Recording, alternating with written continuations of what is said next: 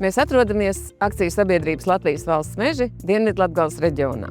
Ikdienā uzņēmumā mēs rūpējamies par to, lai Latvijas valsts meži būtu sakopti, augtu un dotu labumu gan šodien, gan nākotnē. Tas nozīmē, mēs stādām, kopjam un atjaunojam mežus. Iegūstam koksni un nogādājam to līdz mūsu klientiem. Bet tikpat svarīgi mēs domājam arī par cilvēkiem, par atpūtas iespējām mežā un par dabas vērtību saglabāšanu. Mūsu uzņēmuma darba apjoms ir liels.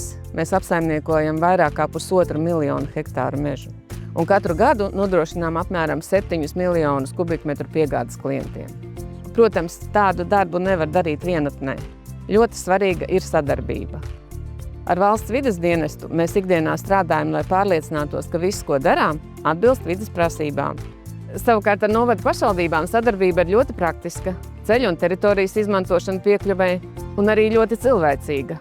Kopīgi iesaistamies dažādos projektos, kuros piedalās gan bērni, gan jaunieši, stādam kokus, veidojam kukaiņu mājas, runājam par to, kāpēc mežs ir svarīgs. Un tā ir iespēja ne tikai darīt, bet arī iedvesmot.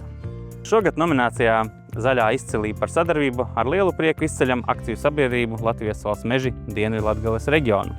Uzticamu partneri, kura darbs balstās atbildībā, rīcībā un ilgspējīgā attieksmē pret vidi.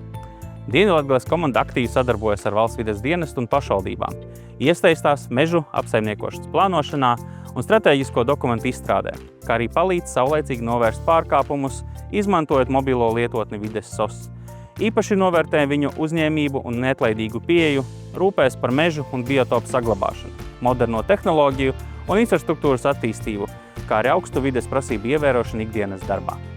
Strādājot mežā, mēs labi apzināmies, ka jebkura darbība var ietekmēt vidi. Gan augsni, gan ūdeni, gan dzīvnieku un augu dzīvi.